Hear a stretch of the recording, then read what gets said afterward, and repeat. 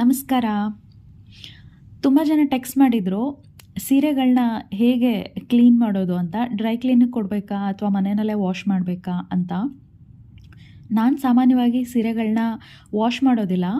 ಕೆಲವು ಸರಿ ಸೀರೆ ಉಟ್ಟಾಗ ಈ ಸೀರೆ ಫುಲ್ ಪ್ಲೇನ್ ಇರೋದ್ರಿಂದ ಕರೆ ಆಗುತ್ತೆ. ಆ್ಯಂಡ್ ಅದಾದಾಗ ಆಯಿಲ್ ಸ್ಟೈನ್ಸ್ ಏನಾದರೂ ಇದ್ದರೆ ಸ್ವಲ್ಪ ಫೇಸ್ ಪೌಡರು ಏನಾದರೂ ಹಾಕ್ಬಿಟ್ಟು ಅದನ್ನು ರಿಮೂವ್ ಮಾಡಿ. ಆ್ಯಂಡ್ ಬೇರೆ ಥರ ಸ್ಟೇನ್ಸ್ ಇದ್ದರೆ ನಾನು ಯೂಶ್ವಲಿ ಒಂದು ಮಲ್ ಬಟ್ಟೆ ಅಥವಾ ಕರ್ಚೀಫ್ ಆದರೂ ಓಕೆ, ಒಂದು ಬಿಳಿ ಬಟ್ಟೆ ಮಸ್ಲಿನ್ ಕ್ಲಾತ್ನ ತೊಗೊಂಡು ವೆಟ್ ಮಾಡಿಕೊಂಡು ತುಂಬ ಹಾರ್ಷಾಗಿ ರಬ್ ಮಾಡಲ್ಲ, ಸ್ವಲ್ಪ ಲೈಟಾಗಿ ಆ ಸೀರೆನ ರಬ್ ಮಾಡ್ತೀನಿ. ರಬ್ ಮಾಡಿದ್ರೆ ಆ ಸ್ಟೇನ್ಸ್ ಎಲ್ಲ ಹೋಗಿಬಿಡುತ್ತೆ.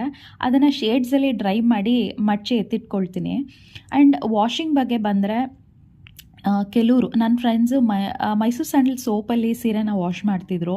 ಇನ್ನು ಕೆಲವರು ಹಳ್ಳೆಕಾಯಿನ ಬೇಯಿಸಿ ಅಥವಾ ನೆನೆಸಿಟ್ಬಿಟ್ಟು ಅದರ ನೀರಲ್ಲಿ ತೊಳಿತಾರೆ. ಅದು ಸ್ವಲ್ಪ ಲ್ಯಾದರ್ ಬರುತ್ತೆ, ಅಂದರೆ ನೊರೆ ಬರುತ್ತೆ ಅದರಲ್ಲಿ. ಇನ್ನು ಕೆಲವರು ಮೈಲ್ಡ್ ಶ್ಯಾಂಪೂಸ್, ಬೇಬಿ ಶ್ಯಾಂಪೂನೋ ಅಥವಾ ತುಂಬ ಮೈಲ್ಡ್ ಶ್ಯಾಂಪೂನ ಯೂಸ್ ಮಾಡಿ ವಾಶ್ ಮಾಡ್ತಾರೆ. ಬಟ್ ನನ್ನ ಸಜೆಷನ್ ಏನಂದರೆ, ರೇಷ್ಮೆಗೆ ಕಟ್ಟಿಲ್ಲ ಅಂತ ಹೇಳ್ತಾರೆ ದೊಡ್ಡವರು. ಹಾಗಾಗಿ ಈ ಸೀರೆನ ವಾಶ್ ಮಾಡದೆ ಕೂಡ ಹಾಗೆ ಉಪಯೋಗಿಸ್ಬೋದು. ನಾನು ಹಾಗೆ ಯೂಸ್ ಮಾಡ್ತೀನಿ. ಕರೆ ಆದಾಗ ಡ್ರೈ ಕ್ಲೀನ್ ಕೊಟ್ಟು ಮಾಡಿಸ್ಕೋಬೋದು. ಕೆಲವ್ರು ಹೇಳ್ತಾರೆ ಡ್ರೈ ಕ್ಲೀನ್ ಕೊಡೋದ್ರಿಂದ ಸೀರೆ ಹಾಳಾಗತ್ತೆ, ತೆಳ್ಳಗಾಗತ್ತೆ ಅಂತ. ಬಟ್ ಕರೆ ಆದಾಗ ನಾವು ರಿಮೂವ್ ಮಾಡೋಕ್ಕಾಗಲ್ಲ ಅಂದಾಗ ಬೇರೆ ಆಪ್ಷನ್ ಇಲ್ಲ, ಡ್ರೈ ಕ್ಲೀನ್ ಕೊಟ್ಟೇ ಮಾಡಿಸ್ಕೋಬೇಕು.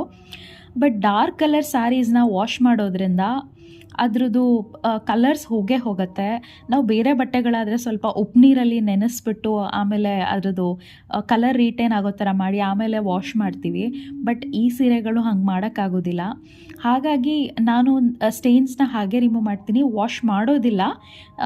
ಇಷ್ಟ ಇರೋರು ಹಾಗೆ ಅದನ್ನು ಮೇಂಟೈನ್ ಮಾಡ್ಬೋದು, ಅಥವಾ ಪ್ರೊಫೆಷ್ನಲ್ ಡ್ರೈ ಕ್ಲೀನರ್ಸ್ಗೆ ಕೊಟ್ಟು ಡ್ರೈ ಕ್ಲೀನ್ ಮಾಡಿಸ್ಕೋಬೋದು. ನಿಮ್ಗೆ ಯಾವುದಾದ್ರು ಬೆಟರ್ ಟೆಕ್ನಿಕ್ಸ್ ಗೊತ್ತಿದ್ರೆ ತಿಳಿಸಿ. Thank you.